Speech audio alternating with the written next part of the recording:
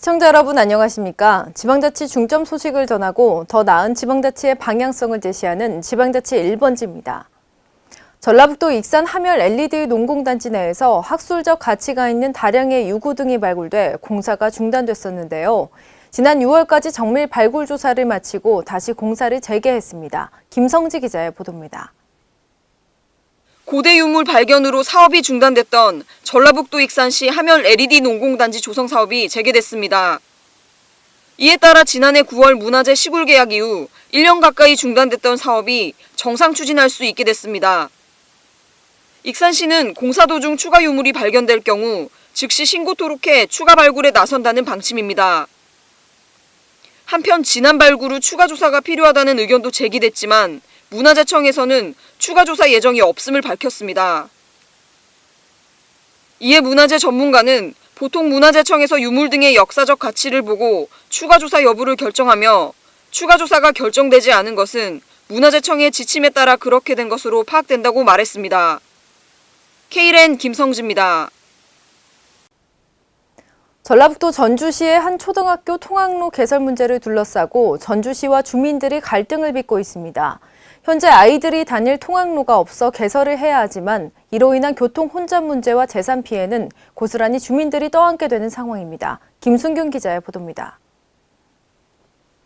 전북 전주시의 초등학교 통학로 개설 문제를 둘러싸고 전주시청과 주민들 간의 마찰이 심해지고 있습니다. 이곳은 전주시 효자동 3가에 위치한 신시가지의 한 초등학교입니다. 2016년 2월 28일에 준공되어 현재 운영되고 있는 이곳은 현재 학교 주변의 통학로 개설을 놓고 주민들의 반대에 부딪혀 개설 공사가 중단된 상태입니다. 이 학교 주변을 둘러싸고 있는 도로는 2차선으로 학생들이 지나다닐 수 있는 통학로가 없는 상태입니다. 문제는 이 통학로를 개설하게 되면 2차선의 도로가 일방 통행이 되어버릴 뿐만 아니라 교통 혼잡 문제 및 토지 가격 하락으로 인한 재산 피해 등 지역 주민들에게 그 피해가 고스란히 가게 된다는 점입니다. 원래 이렇게 너무 빠듯빠듯하게 다 잘라져 있어요. 예. 이것은 뭐니 우리가 이런 편수를 놓고 우리가 이 땅을 구입을 했다고 말이요. 예. 그런데 도로가 빠듯빠듯하게 다 나 있고. 예. 그런데 지금 와서 도로를 절반으로 갈라놓고 본다는 것은 예. 우리를 기만하는 것이랑 똑같죠. 예, 일방적으로 해버렸어, 시에서. 주민들 협의도 없이, 고시도 없이. 그러니까 주민들이 반발을 하니까 그게 중단이 된 거예요. 중학교 용지였다 초등학교 용지로 바뀌었어요. 근데 주변 여건이 이미 이제 어떻게 보면 지금 통학로는 지금 현재 있는 도로로도 충분히 이제 개설이 가능하다는 말씀을 드리는 거예요. 전주시청 관계자는 원래 중학교 부지를 초등학교 부지로 변경하다 보니 통학로 분쟁이 벌어진 것 같다며 같은 조건에 있는 다른 초등학교 지역은 문제가 없다는 식의 무책임한 태도로 일관하고 있습니다. K랜 김승균입니다. 노인 일자리 창출과 안전한 먹거리, 전통 음식의 개발, 이 세 마리 토끼를 동시에 잡은 전주시의 명물 간식이 요즘 인기입니다. 전북 지역에서 생산된 재료를 활용해 만든 전주 비빔빵인데요. 홍윤 기자의 보도입니다.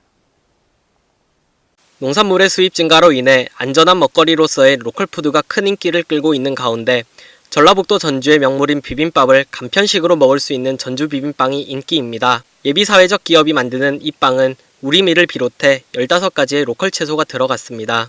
빵에 들어가는 고추장도 GMO 재료를 배제하기 위해 전북 장수군의 고랭지 무농약 고추장을 사용하고 있습니다. 2014년부터 노인 일자리 사업으로 시작된 이 기업은 2015년부터 우리밀과 토종곡물을 이용해 전주 비빔빵을 비롯한 다양한 빵들을 브랜드화해 판매하고 있습니다. 전주 비빔빵의 경우 1인당 판매 개수가 제한될 정도로 큰 인기를 끌고 있습니다. 현재 15명의 노령 근로자가 전주 비빔빵을 만드는 이 예비 사회적 기업에서 일하고 있어 노인 일자리 창출에도 큰 역할을 하고 있습니다. 수입 농산물이 많이 들어오는데 농촌의 노인들이 만든 생산하는 농산물을 이용해서 농촌이 지켜줄 수 있기를 바라는 마음을 생각하고 있고요. 일자리를 찾는 빈곤한 노인들에게 행복한 일자리를 만들어주는 것을 기업의 목적으로 삼고 있습니다. 노인 일자리 창출이 사회적 문제가 되고 먹거리 안전에도 유독 민감해진 이때 전주 비빔빵은 안전한 먹거리, 로컬푸드를 통한 농가소득 증대, 노인 일자리 창출까지 3마리의 토끼를 동시에 잡고 있습니다. K랜 홍윤입니다. 광주시와 금호타이어 노사가 광주형 일자리 모델 정착에 함께하기로 뜻을 모았습니다. 광주시와 금호타이어 노사는 지난 18일 광주시청 비즈니스룸에서 윤장현 시장과 이한섭 금호타이어 사장, 허용대 금호타이어 지회 대표 지회장 등이 참석한 가운데 더 나은 일자리 창출을 위한 협약에 서명했습니다. 협약서에서 광주시는 노동자의 자존감 회복과 고용 안정, 회사의 이미지 개선 및 지속 발전을 위해 협력하고 노사는 광주시가 추진하고 있는 광주형 일자리 모델이 정착할 수 있도록 적극 지원하고 동참하기로 했습니다. 또한 금호타이어 노사는 합리적 노사 문화 조성을 위해 노력하고 시는 노사의 상생적 노사 관계를 통해 지역사회에 공헌할 수 있도록 협력 지원하기로 했습니다. 지난 18일 서울 코엑스에서 제15회 친환경 유기농 무역 박람회가 열렸는데요. 충청남도는 유기농 김치를 들고 이번 박람회에 참가했습니다. 농림축산식품부와 한국유기농업협회가 주최한 친환경 유기농 박람회는 올해 15회째를 맞는 우리나라 대표적인 친환경 관련 박람회로 국내외 100여 개 기업들이 전시 판매관을 운영합니다. 충남 태안에서 유기농 김치를 생산하는 담채원은 유기농 김치를 학교에 납품하기 위해 이번 박람회에 참가했습니다. 안희정 충남도지사는 이날 박람회에 참석했으며 개막식 축사를 통해 유기농협회와 친환경 농민단체 지도자들이 지금까지 펴온 노력들이 21세기 대한민국을 이끄는 가장 큰 원동력이 되길 바란다며 그런 마음으로 충남도에서는 삼농혁신 정책을 펴오고 있다고 밝혔습니다.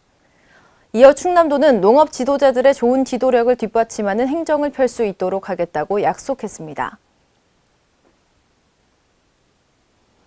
지난 18일 세종시청에서 대전발전연구원의 대전세종상생포럼, 대전세종여성정책포럼과 함께 정책 간담회가 개최됐습니다. 이번 간담회에서는 간선급행버스 체계 개통에 따른 대전-세종 교류협력 방안과 세종시 여성친화도시 조성 등 여성친화정책 활성화 방안에 대해 집중 논의했습니다. 대전시장은 이번 정책 간담회가 두 지역의 상생 발전을 모색하는 공론의 장으로 지속되길 바란다며 전문가 의견을 적극 정책에 반영하겠다고 말했습니다. 한편 대전세종 상생포럼과 대전세종 여성정책포럼은 대전세종연구원 출범에 앞서 세종시와 대전시의 상생 발전을 논의하기 위해 전문가와 지역사회 활동가들이 중심이 돼 지난 4월에 구성됐습니다. 지난 17일 중국 지린성 장춘시 샹그릴라 호텔에서 제21회 동북아지사 성장회의가 열렸습니다. 이번 회의는 최문순 강원도지사를 비롯한 동북아시아 5개 지역정부 대표단이 참석한 가운데 열렸습니다. 최 지사는 기조연설에서 지금까지 철도, 도로, 항만, 항공 등의 인프라 투자가 없어 각국에서 변방이었던 우리 회원 지역이 각국 정부가 추진하는 개발 프로젝트로 새로운 형세가 형성되고 있어 새로운 기회를 잡아야 한다고 말했습니다. 이어 각 지역 지사 성장은 기조 발언 후 이어진 자유토론에서 상호 발전과 협력을 위한 다양한 의견을 나눴습니다. 각 대표들은 이미 개통된 국제항로의 안정적 운항과 민간 분야 교류 확대를 추진하자는 내용의 공동선언문에 서명했습니다. 또 최문순 지사의 제안으로 지린성장 연해주지사가 한자리에 모여 항로 재개통과 발전을 위한 협력 합의서를 체결했습니다. 정부가 전국에 흩어져 있는 콜택시 업체를 하나로 연계하기 위한 전국택시 통합 콜센터 사업을 추진하고 있지만 실효성이 낮아 예산 낭비가 우려된다는 감사 결과가 나왔습니다. 1333 전국택시 통합 콜센터 사업은 이용률이 카카오택시의 약 0.25% 수준이며 이 사업에 가입한 콜택시 수 역시 목표 대비 40.9%에 불과합니다.